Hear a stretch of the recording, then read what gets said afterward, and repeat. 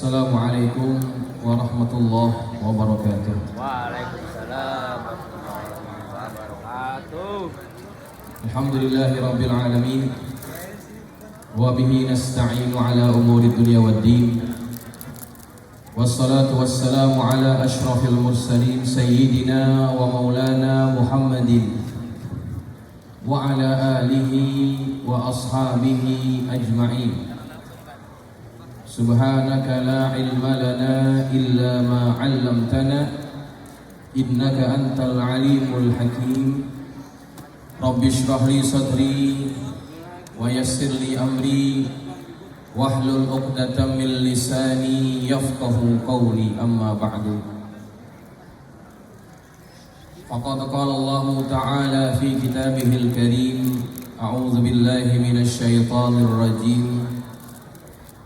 Subhanalladzi asra bi'abdihi laylan minal masjidil haram ilal masjidil aqsa alladzi barakna hawlahu linuriyahu min ayatina innahu huwas sami'ul basir.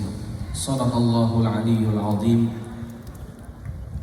Yang sama-sama kita hormati, yang sama-sama kita sayangi Ibu Kepala Sekolah SMP Negeri 73, Ibu Hajah Mulyati MPD, Kasaklak Ibu Hajah Nurjannah SD, Ketua Komite Ibu Vera Arsianti Ganesha Esos MIKOM,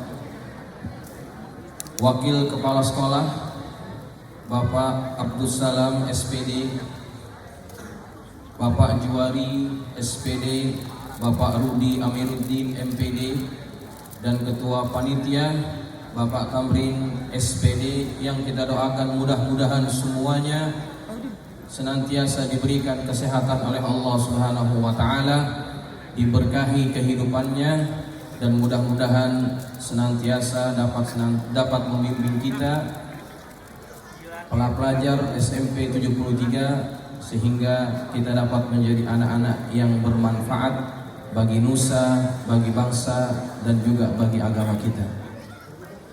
Adik-adik yang dirahmati Allah, saya datang ke sini sebetulnya seperti pulang kandang, karena saya juga alumni SMP 73.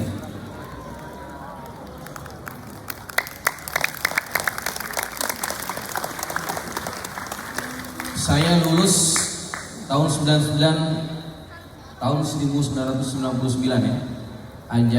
Tahun ajaran 1998-1999. Alhamdulillah 24 tahun saya bisa kembali lagi ke sekolah ini, sekolah yang sangat kita banggakan, sekolah SMP Negeri 73 Jakarta. Masih ada guru-guru yang dulu mengajar saya di sini. Di depan saya, di depan kita ada Bapak Soeharto. Beliau ini dululah yang mengajar saya berenang, guru olahraga saya. Juga ada Pak Salam. Pak Salam dulu juga guru saya. Kemudian ada Ibu Hawa. Mana Bu Hawa? Apa kabar? Ya Allah, dulu Bu Hawa ini dulu guru yang paling cakep ini. Sekarang juga. Maju Bu, maju aja. Sekarang masih cakep ya? Masya Allah. Dulu saya ingat beliau itu kalau sekolah pakai mobil warna hijau.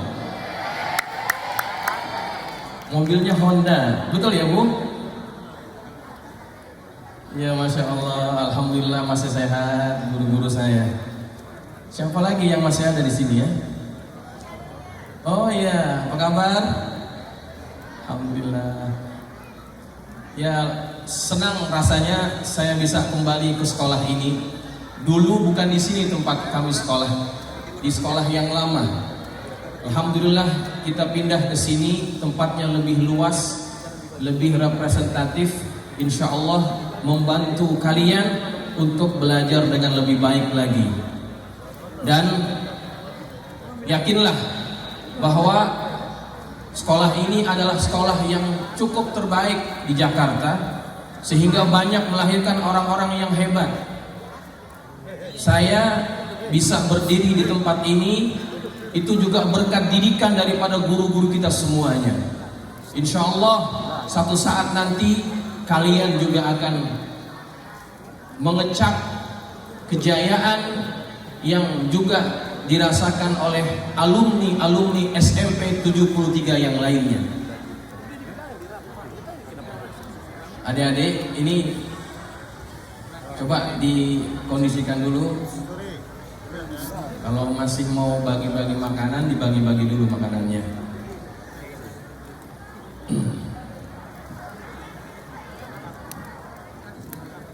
Baik, adik-adik yang dirahmati Allah sekalian, saya ingin menyampaikan dalam kesempatan pagi ini satu tema berkaitan Isra wal Mi'raj.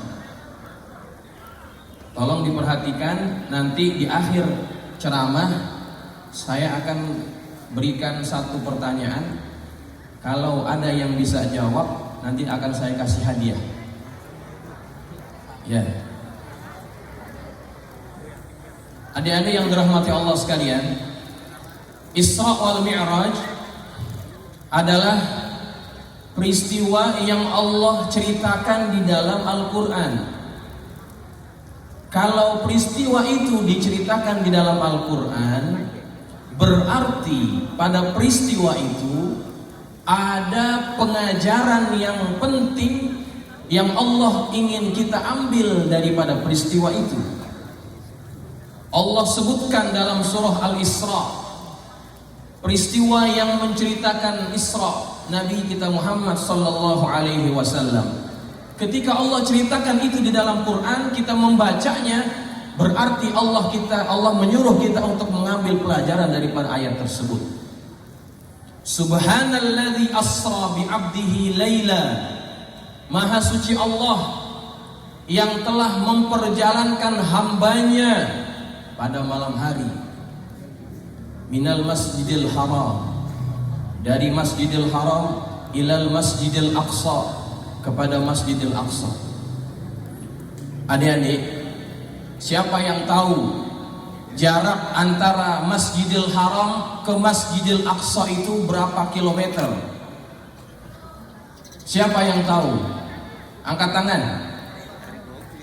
Jarak antara Masjidil Aqsa ke Masjidil Haram. Ada yang tahu atau tidak? Jarak antara Masjidil Haram ke Masjidil Aqsa itu jaraknya adalah 1200 km. Pada waktu itu kendaraan yang paling cepat yang biasa dilakukan, yang biasa digunakan adalah unta ataupun kuda. Kendaraan itu kalau digunakan untuk menuju ke Masjidil Aqsa memerlukan 30 hari perjalanan baru sampai ke sana.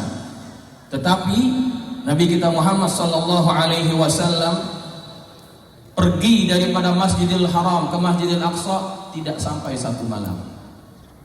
Kenapa? Karena yang memperjalankannya adalah Allah Subhanahu wa taala.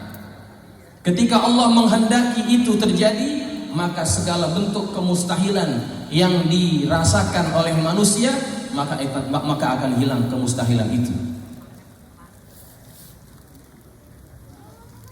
Pada peristiwa Isra wal Mi'raj, Nabi kita Muhammad sallallahu alaihi wasallam dia naik satu kendaraan, yang kendaraan itu diberikan nama buraq. Bentuknya seperti keledai campuran dengan kuda. Kemudian kendaraan ini bergerak dengan kecepatan cahaya. Makanya dinamakan buraq, kilat. Kalian tahu tidak siapa yang belajar fisika? Belajar fisika atau tidak? Siapa gurunya? Waktu itu guru fisika saya siapa itu? Orang Batak. Namanya siapa itu? Lupa saya.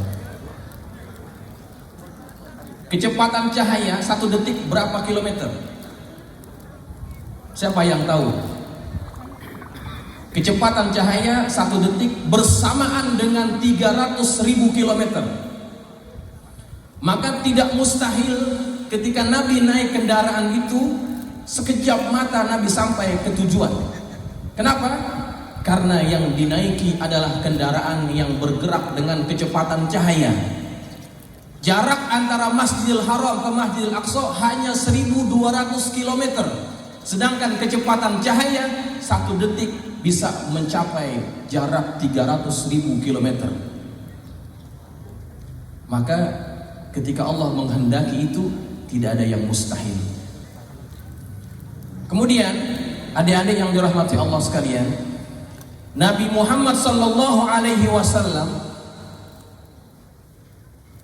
diberikan penghormatan oleh Allah Subhanahu wa taala untuk melakukan perjalanan Isra wal Mi'raj itu. Tujuan akhirnya adalah berjumpa dengan Allah Subhanahu wa taala. Kita sebagai orang biasa, kira-kira bisa tidak kita berjumpa dengan Allah? Bisa atau tidak? Kita bisa atau tidak ketemu dengan Allah? Kapan itu? Nanti kapan? Di surga kita bisa berjumpa dengan Allah Subhanahu wa taala. Kalau berjumpa dengan Allah itu adalah nikmat yang paling tinggi, yang paling besar, yang dinikmati oleh para penghuni surga. Siapa yang bilang? Yang bilang Allah. Wujuhu yawma idzin nadhirah ila rabbiha nazirah. Wajah para penghuni surga nanti itu bercahaya-cahaya, gembira, girang ketika berjumpa dengan Allah Subhanahu wa taala. Nikmat yang paling besar ketika kita dapat melihat wajah Allah, jumpa dengan Allah Subhanahu wa taala. Jangankan Allah yang menjadi pencipta kita, di dalam Al-Qur'an ada makhluknya Allah yang ketika orang melihat kepada dirinya, maka orang itu akan merasakan sangat nikmat. Siapa manusia itu? Manusia itu namanya adalah Nabi Allah Yusuf alaihissalam. Nabi Yusuf adalah nabi yang digambarkan memiliki wajah yang sangat handsome, wajah yang sangat ganteng. Pernah nggak lihat orang seganteng Nabi Yusuf? Yusufnya ada, tapi wajahnya beda. Nabi Yusuf alaihissalam, nih yang perempuan nih, yang perempuan. Kalau anak-anak zaman TikTok ini kan zaman TikTok nih. Anak-anak zaman milenial biasanya paling demen itu ngelihat artis dari mana? Oh, Korea. Paling demen lihat artis Korea. Makanya yang diundang ustadz yang mukanya mirip-mirip orang Korea.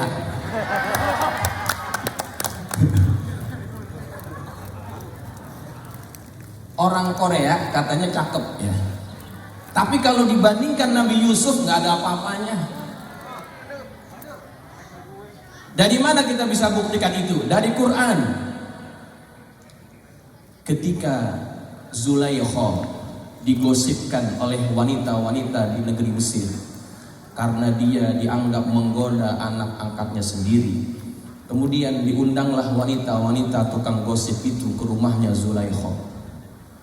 Disiapkan makanannya, disiapkan pisaunya, disuruh mereka makan makanan yang sudah disediakan. Ketika mereka sedang mengupas buahan yang sudah disiapkan oleh Zulaikha, disuruh Yusuf keluar oleh Zulaikha. ketika Yusuf keluar. Ini perempuan lagi ngupas mangga, lagi dikupas, Yusuf keluar. Apa yang terjadi? Allah ceritakan itu dalam Quran. Wa qatta'na aydiyahunna wa qulna hasya lillahi ma hadza basyara in hadza illa malakun karim. Ketika Yusuf keluar daripada tempatnya, dilihat oleh wanita-wanita ini, para wanita itu memotong-motong tangannya sendiri. Wa qatta'na artinya memotong-motong, mengiris-iris tangannya sendiri. Wa qulna hasya lillahi ma hadza basyara. Maha suci Allah, manusia apa ini? In hadza illa malakun karim. Ini bukan manusia, ini malaikat. Coba, siapa nih yang perempuan nih? Pernah nggak lihat orang ganteng, kemudian kita potong tangan kita nggak terasa? Belum pernah kan? Yusuf itu bisa membuat orang terbius. Ketika wanita-wanita itu melihat wajah Yusuf, tangan mereka diiris, mereka nggak merasa kesakitan. Coba, kayak apa gantengnya itu Nabi Yusuf? Itu baru makhluknya Allah. Ketika dilihat mendatangkan kenikmatan, ketika dilihat menghilangkan rasa sakit. Bagaimana dengan Allah yang menciptakan Nabi Yusuf alaihi salam? Betapa nikmat ketika kita melihat wajah Allah subhanahu wa ta'ala. Makanya kalau kita ingin berjumpa dengan Allah, jadilah manusia yang seperti Nabi Muhammad SAW. Bagaimana caranya? Nabi Muhammad dalam ayat yang kita selalu baca tentang Isra wal Mi'raj, Allah Subhanahu wa taala mensifatkan dirinya sebagai hambanya Allah Subhanahu wa taala. Subhanalladzi asra bi 'abdihi. Maha suci Allah yang telah memperjalankan hambanya. Hambanya itu siapa maksudnya itu? Nabi Muhammad SAW. Kenapa tidak disebut namanya? Kenapa tidak disebut dengan julukannya yaitu Nabi Muhammad? Tidak. Tetapi yang Allah sebutkan bi abdihi. Ini rahasianya. Kalau kita ingin mengambil pelajaran daripada ayat ini, ambil pelajaran pada bagian itu. Nabi Muhammad diberikan penghormatan oleh Allah, dapat berjumpa dengan Allah karena dirinya sudah membuktikan dirinya sebagai hambanya Allah. Allah sudah akui itu.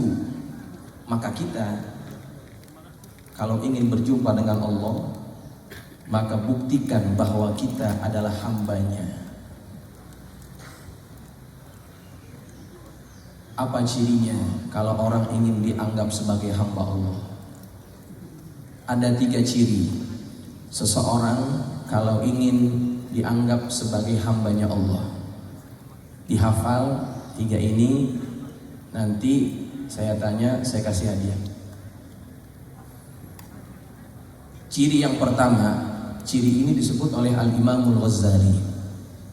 Kalau orang ingin dianggap sebagai hamba Allah, yang pertama, muhafazatu amris syar'i. Senantiasa menjaga perintah agamanya. Kita sebagai hamba Allah punya kewajiban, punya tanggung jawab yang wajib kita lakukan. Di antaranya apa? Kewajiban sholat 5 waktu, kewajiban puasa pada bulan Ramadan. Itu merupakan kewajiban-kewajiban yang wajib kita tunaikan.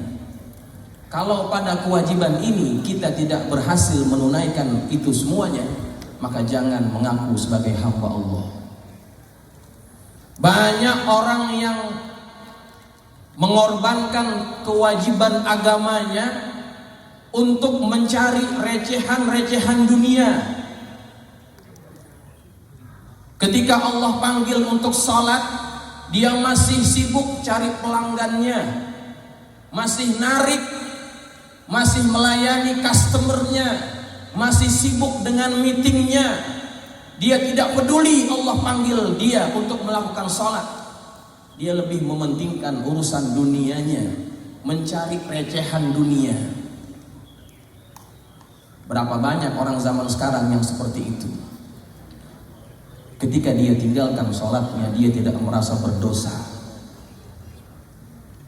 Kalau itu keadaan kita, jangan ngaku sebagai hamba Allah, tapi kita adalah hamba dunia. Kenapa? Karena kita lebih mementingkan urusan dunia kita daripada panggilan Allah Subhanahu wa ta'ala. Banyak nih anak-anak muda nih, anak-anak remaja nih, kalian sejak usia muda inilah harus menanamkan sikap cinta kepada Allah Subhanahu wa ta'ala. Anak-anak seperti kalian, ya, saya sudah merasakan zaman itu, ya. Sangat mudah meninggalkan kewajiban sholatnya, sangat mudah meninggalkan kewajiban-kewajiban yang Allah fardukan kepada mereka. Padahal nanti pada hari akhirat itu ada 7 golongan yang diantara 7 itu akan mendapatkan naungan daripada Allah pada hari yang tidak ada naungan melainkan naungannya Allah. Sab'atun yuzilluhumullahu fi zillihi yauma la zilla illa zilluh. Ada 7 golongan yang akan Allah naungi mereka pada hari kiamat, di mana tidak ada naungan melainkan naungannya Allah. Bayangkan hadirin jamaah sekalian, pada waktu itu matahari didekatkan dengan kita sedekat sejengkal. Betapa panas pada waktu itu, sehingga orang berpeluh, orang berkeringat. Ada yang sampai memenuhi lututnya, ada yang sampai memenuhi pinggangnya, ada yang sampai memenuhi lehernya, bahkan ada yang sampai tenggelam dengan air keringatnya. Kenapa? Karena begitu panas waktu itu. Tapi ada satu golongan di antara yang 7 itu yang akan Allah naungi dengan naungannya. Nih, kalian kepanasan gak sekarang? Panas gak? Ini belum apa-apa ini. Baru jam 9. Hari kiamat di padang mahsyar jauh lebih panas daripada ini. Kalau dalam keadaan panas seperti ini, yang paling enak ngapain? Tuh, ngadem. Betul nggak? Paling enak ngadem. Maka orang pada hari kiamat akan mencari naungan, dan Allah akan menaungi orang-orang tertentu saja. Siapa di antaranya? Anak muda, syabun nasya'a fi ibadatillah. Golongan yang akan dapat naungan Allah pada hari kiamat adalah para pemuda, para remaja yang mereka tumbuh dalam keadaan beribadah kepada Allah. Jangan nunggu tua baru jadi benar, tapi mulailah orang jadi orang benar sejak dari zaman muda. Nih zaman-zaman kalian, zaman apa namanya? Pancaroba, apa namanya? Pancaroba itu musim ya. Sangat labil anak-anak seperti kalian ini, mudah dipengaruhi. Maka ketika ada anak muda, remaja, tapi rajin ke masjid, rajin sholat berjamaah, oh itu top. Allah akan berikan ganjaran. Apa ganjarannya? Allah berikan naungan nanti pada hari kiamat. Oh, ketika yang lain pada main game online, ya. Kalian sibuk ikut pengajian, oh luar biasa itu. Pada zaman saya itu mainannya bukan game online, bukan HP. Apa mainan waktu itu? Waktu itu zamannya Sega, Nintendo, Dingdong. Tahu Dingdong? Nggak ngalamin ya. Itu zaman kita. Tapi ketika ada anak muda, ketika yang lain sibuk dengan urusan permainan-permainan yang melalaikan itu, mereka sibuk dengan urusan akhiratnya, sibuk sembahyang jamaah, sibuk ngaji. Oh itu pemuda yang top. Makanya Allah akan berikan ganjaran. Apa ganjarannya? Allah akan naungi mereka nanti pada hari kiamat dengan naungannya Allah. Tuh. Nih anak muda harus jadi baik sejak dari zaman mudanya lagi. Maka orang yang dianggap hamba Allah yang pertama tadi, muhafazatu amri syar'i, menjaga perintah agamanya. Ini saya lihat semuanya tutup aurat. Bagus nggak? Bagus nggak? Bagus. Tapi apakah tutup auratnya hanya pada acara ini saja atau tidak? Nah, kalau mau lebih bagus lagi, setelah acara ini tetap tutup aurat. Kenapa? Karena itu merupakan tanda kita patuh kepada Allah Subhanahu wa ta'ala. Ya. Kemudian ciri yang kedua, seorang hamba itu punya ciri yang kedua adalah ar-ridha bi qada'illahi wa qadarihi wa qismatin minallah. Ridha, menerima segala takdir, segala ketentuan yang datangnya daripada Allah Subhanahu wa ta'ala. Termasuk apapun yang Allah berikan kepadanya, maka mereka menerima pemberian itu dengan hati yang redha, tanpa menggerutu, tanpa protes kepada Allah. Ini ciri yang kedua. Semua yang kita dapatkan di dunia ini merupakan karunia daripada Allah. Ada yang dilahirkan jadi anak orang kaya, ada yang dilahirkan dari anak orang yang biasa-biasa saja, ada yang dilahirkan dari anak yang bapaknya tukang ojek, maaf, ada yang dilahirkan dari bapak yang jadi direktur. Itu semuanya merupakan ketentuan daripada Allah Subhanahu wa ta'ala. Maka seorang hamba, dia tidak boleh memprotes apapun yang Allah telah tentukan kepada dirinya. Ini anak-anak biasanya gampang dipengaruhi oleh kawan-kawannya. Kawannya pakai apa, dia kepengen apa yang dipunyai oleh kawannya. Betul nggak? Kawannya pakai sepatu yang bagus, dia pengen punya sepatu yang bagus. Padahal bapaknya nggak punya duit. Bapaknya banting tulang untuk membiayai sekolahnya. Ada anak-anak yang memaksa kepada orang tuanya ingin dipenuhi keinginannya. Ada nggak yang seperti itu? Nah, sebagai seorang hamba yang taat kepada Allah, apapun yang menjadi ketentuan kita, termasuk ayah kita bukan orang yang berada, terima keadaan itu. Jangan memaksakan keinginan yang tidak dapat dipenuhi oleh orang tua kita. Karena itu bentuk apa? Bentuk menerimanya kita terhadap ketentuan daripada Allah Subhanahu wa ta'ala. Apa yang Allah tentukan kepada kita semuanya baik kalau kita dapat merenungkan itu semuanya. Ada seseorang yang dia bertanya kepada seorang ulama yang bernama Syekh Muhammad Said Ramadan Al-Buti. Ini orang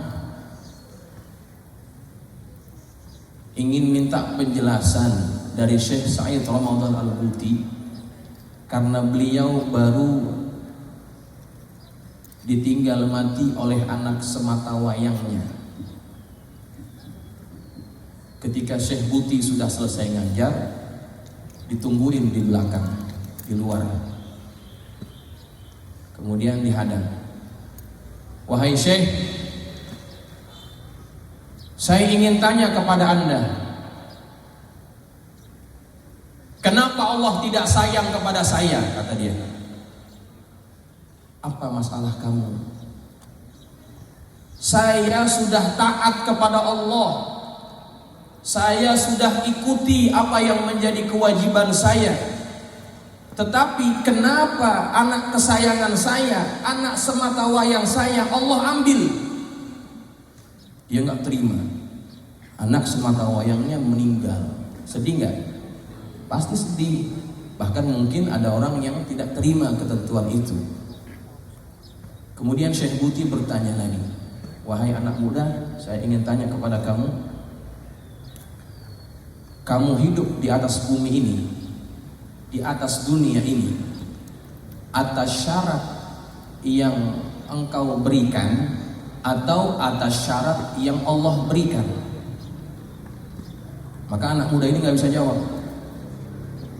Kemudian dilanjutkan oleh Syekh Buti, kalau engkau hidup atas syarat yang Engkau berikan. Ya Allah, saya sudah taat, saya sudah ikuti segala ketentuan-Mu, maka jangan Engkau uji aku, jangan Engkau ambil anak kesayanganku, jangan Engkau berikan ujian dalam hidupku. Kalau Engkau mensyaratkan itu kepada Allah, ketahuilah kamu bukan hambanya. Bagaimana mungkin seorang hamba bisa mengatur tuannya?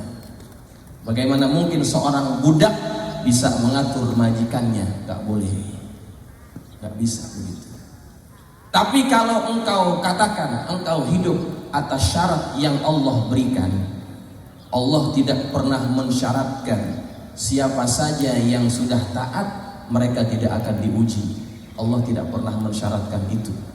Semakin orang itu mengaku beriman kepada Allah, semakin berat ujian hidupnya. Yang namanya emas pasti kuning, tapi yang kuning belum tentu emas, betul nggak?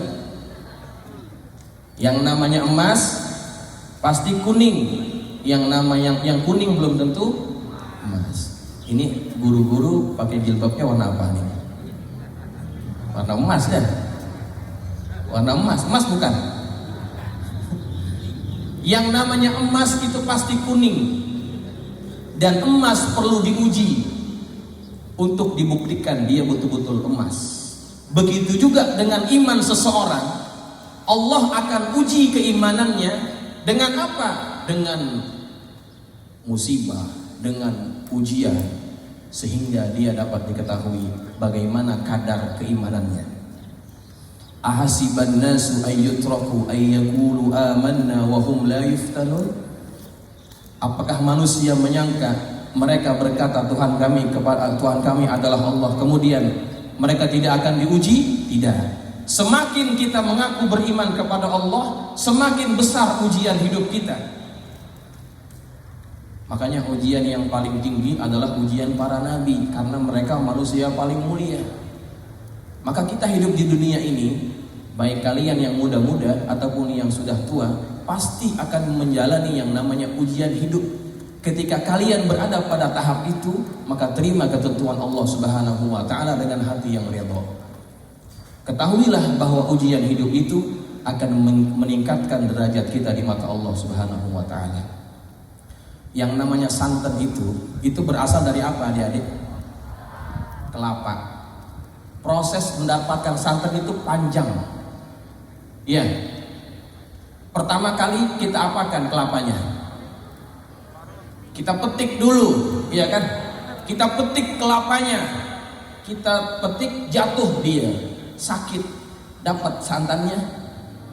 Belum. Terus diapakan lagi? Dikupas, sakit lagi. Dapat tidak santannya? Belum. Terus diapakan lagi kelapanya? Diparut, dibelah dulu, dibelah, sakit lagi. Dapat nggak santannya? Belum. Diapakan lagi? Diparut? Belum diparut. Dicongkel dulu, dicongkel isinya, dikeluarkan, sakit lagi. Dapat santannya? Belum. Terus diapakan lagi? Diparut. Sakit nggak? Sakit. Dapat santannya? Belum. Terus setelah diparut diapakan lagi? Diperes. Sakit nggak? Sakit. Dapat santannya? Dapat. Tapi kalau kita mau makan enak, apakah santannya langsung kita minum? Diapakan dulu santannya? Dimasak, dibakar, dipanasin, mendidih, panas, baru enak. Maka hidup itu juga, kalau ingin mendapatkan kenikmatan di akhirat, maka perlu melewati rangkaian ujian-ujian hidup. Baru akan diketahui seberapa bagus kadar keimanannya. Ya, itu yang kedua. Yang ketiga adik-adik sekalian yang dirahmati Allah, ciri hamba Allah itu adalah tarku ridha'i nafsika li talabi ridha'illahi ta'ala. Kita meninggalkan mencari kesenangan diri demi mencari kesenangan Allah. demi mencari ridhonya Allah Subhanahu wa taala. Ini ciri yang ketiga. Ahlan wa sahlan. Selamat datang kita ucapkan kepada tetamu kita. Silakan. Ya, silakan. Ah? Oh iya, silakan. Selamat datang. Saya teruskan Pak, sebentar lagi ya. Baik. Jadi ciri yang ketiga, hamba Allah itu meninggalkan mencari kesenangan diri demi mencari ridhonya Allah. Dia harus berani mengorbankan kesenangan dirinya untuk mencari kesenangannya Allah, ridhonya Allah Subhanahu wa taala. Dalam hidup ini kita selalu dihadapkan dengan pilihan-pilihan yang mungkin membingungkan kita. Kita ingin A, tapi Allah tidak menginginkannya. Kita ingin B, tapi Allah tidak ridho. Selalu ada pertentangan ketika kita menginginkan sesuatu, Allah tidak meridhoinya. Maka hamba Allah yang sejati, dia akan meninggalkan untuk mencari kesenangan dirinya demi mencari ridhonya Allah Subhanahu wa taala. Contoh yang paling mudah, ini adik-adik, semuanya pakai jilbab atau tidak? Enggak ya? Ada yang pakai, ada yang enggak. Ya, kalau yang bagus mah pakai ya. Nah, dalam hal menutup aurat saja, kita dihadapkan dengan dua pilihan. Kita ingin rambut kita yang indah itu dilihat oleh orang. Kita merasa lebih cantik ketika rambut kita terlihat oleh orang. Tetapi di sisi yang lain, Allah menyuruh kita untuk menutup aurat itu. Kita pilih yang mana? Kita pilih membuka aurat kita atau kita pilih menutup aurat kita? Coba, kalian pilih yang mana? Pilih menutup aurat atau pilih membuka auratnya? Coba. Itu pilihan yang mungkin sulit, tapi bagi hamba Allah, dia akan pasti menjawab, saya akan tutup aurat. Kenapa? Karena itu pilihan Allah, itu perintah Allah. Ketika diri kita menginginkan sebaliknya, kita akan kalahkan keinginan itu, karena yang kita ikuti adalah perintahnya Allah Subhanahu wa ta'ala.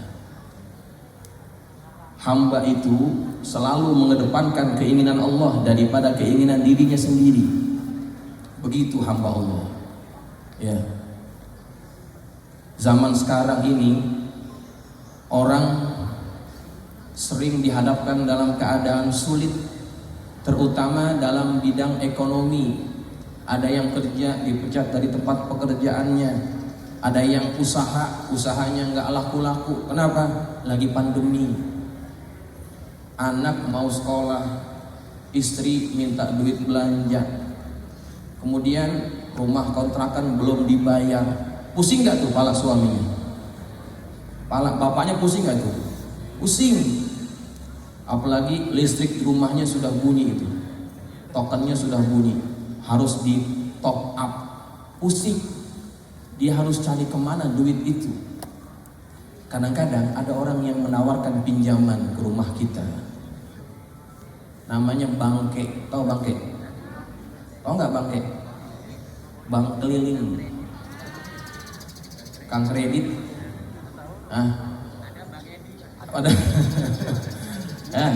Dia tawarkan pinjaman di rumah-rumah, di kampung-kampung, menawarkan pinjaman.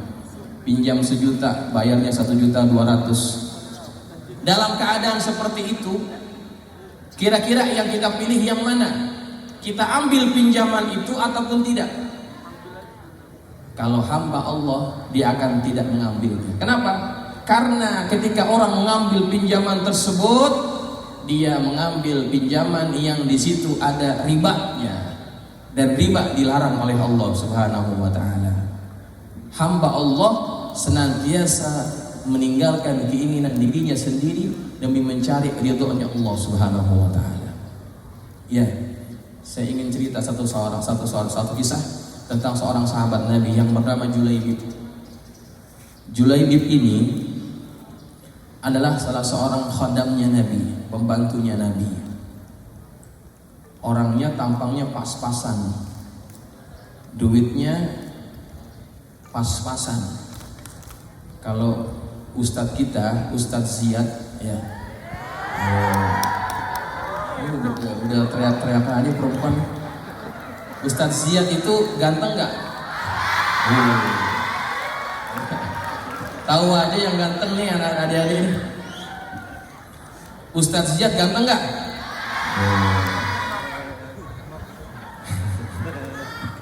Masih jomblo tuh, belum kawin. Nah, ini Julaibib nggak ganteng seperti Ustadz Ziyad. Orangnya tampangnya pas-pasan, duitnya juga pas-pasan. Kemudian Nabi tawarkan kepada Julaibib, wahai Julaibib, kamu mau nggak saya nikahin dengan perempuan? Kata Julaibib, siapa yang mau dengan saya ya Rasulullah? Tampang pas-pasan, duit nggak punya. Tenang, nanti saya cariin. Kemudian Nabi datang ke rumah seorang sahabat Ansor. Bertamulah dia ke rumah sahabat itu. Assalamualaikum. Waalaikumsalam. Saya datang ke sini ingin meminang anak perempuanmu. Wah, ini tuan rumah gembira bukan main. Kenapa? Karena yang melamar ini siapa? Rasulullah. Gembiranya bukan main. Dia pikir Rasulullah yang ingin menikahi anaknya. Saya terima ya Rasulullah, tapi bukan buat saya. Lalu buat siapa? Buat sahabat saya Julaibib. Oh, kalau sama Julaibib nanti dulu. Saya ngomong dulu sama istri saya. Saziat mau kemana Saziat?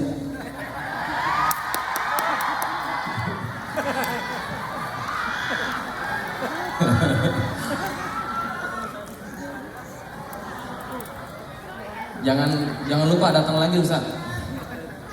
Nih. Sampai di mana tadi itu ceritanya? Lupa saya kan. Nah, kemudian kata ini sahabat, saya cerita sama istri saya dulu ya. Dia ngomong sama istrinya, wahai istriku, Nabi datang ke sini ingin meminang anak kita.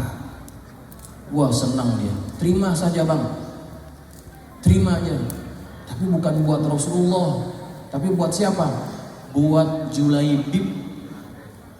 Kata istrinya, wah kalau sama dia jangan. Mau ngapain? Orangnya pas-pasan, tampangnya pas-pasan, duit nggak punya, nggak usah. Gitu ya. Kemudian baru mereka hendak menyampaikan penolakan itu kepada Rasulullah.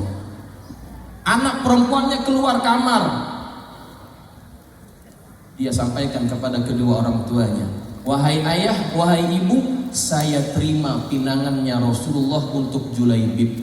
Oh, ini anak nggak lihat tampang, nggak lihat duit, yang dia lihat Rasulullah. Saya terima pinangannya Rasulullah untuk Julaibib. Kaget orang tuanya. Kenapa kamu mau terima? Wahai ayah, wahai ibu, apakah kalian lupa? Ada ayat dalam Quran yang berbunyi, "Wa ma kana lil mu'minin wala mu'minatin idza qadallahu wa rasuluhu amran ay yakuna lahumul khiyaratu min amrihim." Tidak layak, tidak patut bagi seorang mukmin laki-laki dan mukmin perempuan ketika Allah dan Rasulnya sudah menentukan satu pilihan, kemudian mereka memilih kepada pilihan yang lain. Rasulullah sudah memilih itu untuk saya. Kenapa kita mau menolaknya? Wah, orang tuanya kaget. Kenapa? Dia tidak ingat. Mereka tidak ingat bahwa ada ayat itu. Allah sudah menentukan, Rasulullah sudah menentukan, kemudian kita masih memilih pilihan yang lain, maka tidak patut bagi kita. Oh, ini contoh sikap seorang wanita muslimah yang mukminah. Kalau mukminah itu begitu. Ketika ada pilihan antara keinginan pribadi dengan keinginan Allah, dahulukan keinginan Allah, baru itu mukminah, baru itu hamba Allah. Maka menikahlah wanita ini dengan Julaibib. Orangnya nggak ganteng, duitnya nggak punya, tapi nikah karena pilihannya Rasulullah. Nabi doakan perempuan itu, Nabi doakan pernikahannya semoga diberkahi. Nabi doakan secara khusus, la taj'al 'aisyaha kaddan kadda, jangan jadikan hidupnya jadi susah. Begitu doa Nabi kepada wanita ini. Ketika baru kawin, dipanggil oleh Nabi untuk ikut ke medan peperangan, jihad. Julaibib baru kawin, disuruh ikut jihad. Maka pergilah Julaibib, tinggalkan istri yang baru dinikahinya. Demi apa? Demi menyahut panggilan jihadnya daripada Rasulullah SAW. Ditinggalkan istri yang baru dia nikahi. Wah, dalam peperangan itu Julaibib berperang dengan begitu gigih dan semangatnya, sampai-sampai Julaibib wafat dalam peperangan tersebut. Ketika perang sudah usai, kemudian Nabi meminta kepada sahabat, tolong dikumpulkan sahabat-sahabat yang meninggal. Setelah semuanya dicari, dijejerkan, Nabi lihat satu-satu. Nabi katakan, aku kehilangan sahabatku Julaibib. Di mana dia? Kami tidak menjumpainya Rasulullah. Cari lagi. Maka dicari lagi. Dicari. Kedapatan jasadnya itu tertumpuk dengan jasad-jasad orang musyrikin. Di bawah, atasnya orang-orang musyrikin. Nah, kata Nabi, sesungguhnya Julaibib wafat menghadapi orang-orang ini. Wafat Julaibib di medan perang. Ketika dimakamkan, Nabi yang masuk ke liang lahatnya, Nabi yang menerima jasadnya Julaibib, dan Nabi sendiri yang memasukkan jasadnya ke liang lahat.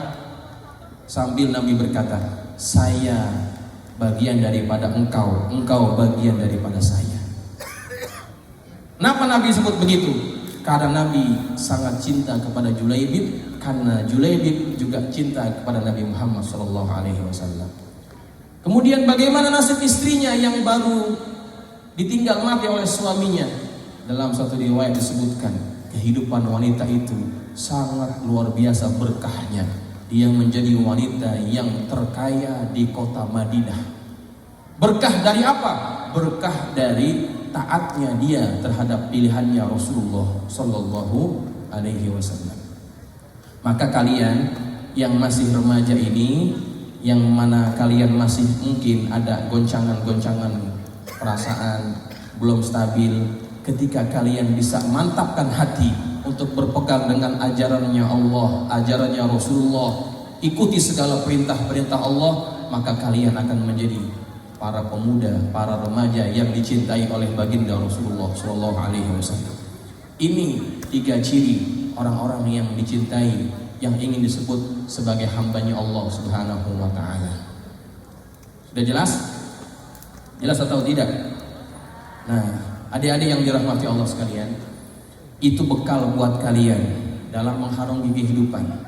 Mudah-mudahan 3 bekal itu bermanfaat, bisa kalian hayati dan bisa kalian jadikan pedoman, khususnya bagi saya pribadi yang menyampaikan nasihat itu. Kemudian sebentar lagi kalian akan menghadapi ujian sekolah, ya. Ujian sekolah merupakan satu ujian daripada ujian-ujian yang akan kalian lewati. Tadi kita bicara masalah ujian. Orang yang ingin naik tingkat pasti akan diuji. Kalian akan naik ke tingkat berikutnya, maka harus menjalani ujian. Ya, kita berdoa kepada Allah, mudah-mudahan kalian dipermudahkan, diberikan ketenangan hati, kejernihan akal pikiran, sehingga bisa menjawab persoalan-persoalan dan pertanyaan-pertanyaan dalam ujian dengan mudah dan lancar, sehingga juga dapat memberikan hasil yang cukup memuaskan dan membanggakan kepada orang tua kalian dan juga para guru kalian. Saya ingin mengijazahkan kepada kalian. Ijazah ini tolong diterima yang saya dapat daripada guru saya. Ijazahnya kalian baca banyak-banyak sholawat. Sholawatnya apa? Sholawatnya secara khusus Sejak salawatnya adalah salawat nariyah. Pernah dengar atau tidak? Pernah dengar atau tidak? Salawat nariyah. Ya. Kalau belum pernah dengar, kita baca bersama-sama. Kita nyanyikan sama-sama salawat ini. Setelah itu nanti saya akan ijazahkan. Bisa ya? Sama-sama ya? Allahumma salli salatan kamilatan wa salim salaman taman ala sayyidina Muhammadin alladhi tanhallu bihil uqadu wa tanfariju bihil qurabu wa tuqada bihil hawaiju wa tunalu bihir raghaibu wa husnul khawatimi wa yustasqal ghamamu biwajhil karim wa ala alihi wa sahbihi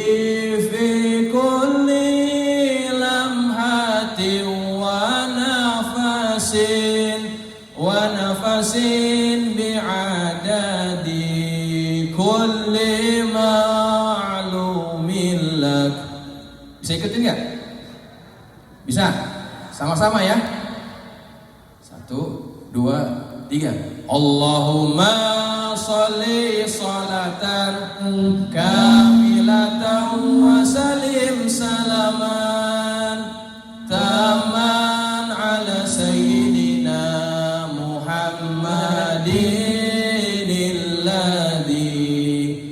tanhallu bihil uqadu wa tanfariju bihil qurabu wa tuqda bihil hawaiju wa tunalu bihir raghaibu wa husnul khawatimi wa yustasqal ghamamu biwajhil karim wa ala alihi wa sahbihi fi kulli lamhatin wa nafasin bi'adadi kulli ma'lumin lak. Baik, itu ijazah sanad, ijazah salawat nariyah. Saya ijazahkan kepada kalian semuanya, yang mana ijazah ini saya dapatkan daripada guru saya, daripada gurunya lagi, sampai kepada yang mengarang salawat nariyah tersebut. Ucapkan saya terima. Ya, silakan diamalkan. Ada satu fadilat daripada salawat ini, kalau dibaca sebanyak 4.444,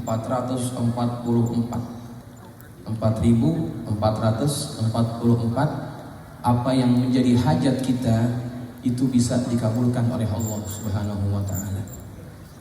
Jadikan salawat sebagai satu wirid yang selalu kita baca, karena fadilatnya sangat banyak. Diantaranya dia bisa memberikan kemudahan bagi kita. Tahaddusan bin nikmah. Salawat itu sangat luar biasa. Salawat yang biasa saja itu sangat luar biasa. Saya pernah kunci mobil itu ketinggalan di dalam mobilnya. Kemudian mobilnya terkunci dari luar. Kira-kira bukanya bagaimana itu? Kuncinya ada di dalam, mobilnya terkunci dari luar. Kira-kira bisa dibuka nggak? Susah kan? Satu ketika saya coba amalkan salawat sambil saya buka mobil itu dengan kunci biasa, bukan kunci mobil, kunci biasa. Sambil saya salawat, atas izin Allah mobil itu bisa terbuka. Ya.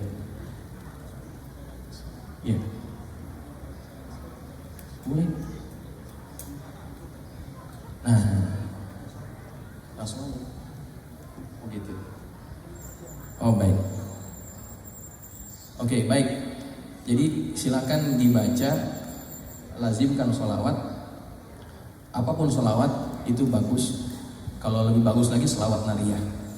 Tadi saya katakan 4.444. Bisa nggak kita bagi-bagi? Ini ada 300 orang yang hadir. 4.444 dibagi 300 itu berapa kali? 10 kali. 10 kali ya? 10 kali ya? Baik. Adik-adik, kita baca sama-sama selawat nariyah, bisa nggak? Mau ya? Kita minta kepada Allah dengan barokah selawat nariyah, kita minta semoga Allah berikan kemudahan kepada kita, kelancaran kepada kita ketika akan menghadapi ujian nanti, sehingga Allah mudahkan urusan kita. Bisa ya? Kalau yang tidak hafal silakan dibuka, kalau punya handphone silakan dibuka handphonenya, bisa di search Google teksnya bagaimana, ataupun bisa ikuti bacaan kami ya. Yang sudah hafal keluarkan suaranya, angkat suaranya, kita baca sama-sama. Kita baca sholawat nariyah sebanyak 10 kali ya. Berapa? Baru 3.000. 15 kali. Kita baca 15 kali, bisa? Oke, sebelum kita baca sholawat nariyah, kita baca Fatihah. Kita niatkan semoga Allah berikan kemudahan kepada kita, terutama pada saat nanti ujian. Allah mudahkan urusan kita, Allah lapangkan dada kita, Allah terangkan pikiran kita agar dapat menjawab soalan-soalan tersebut dengan mudah. Ala hadhihi niyyah wa bi kulli niyatin shalihah wa ila hadratin nabi al-fatihah. A'udzubillahi minasyaitonir rajim. Bismillahirrahmanirrahim. Alhamdulillahi rabbil alamin arrahmanir rahim maliki yaumiddin. Iyyaka na'budu wa iyyaka nasta'in ihdinas siratal mustaqim siratal ladzina an'amta 'alaihim ghairil maghdubi 'alaihim waladdallin. Amin. Baik, baca semuanya, guru-gurunya juga baca, wali murid juga baca, semuanya kita baca sama-sama dengan niat yang tadi kita niatkan. Allahumma salli salatan kamilatan wa sallim salaman taman ala sayyidina Muhammadin alladhi tanhallu bihil uqadu wa tanfariju bihil kurabu wa tuqada bihil hawaiju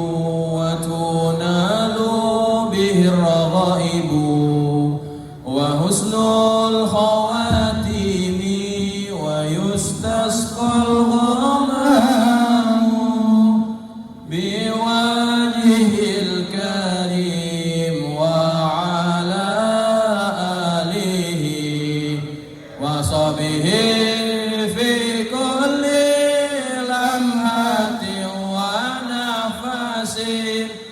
ونفس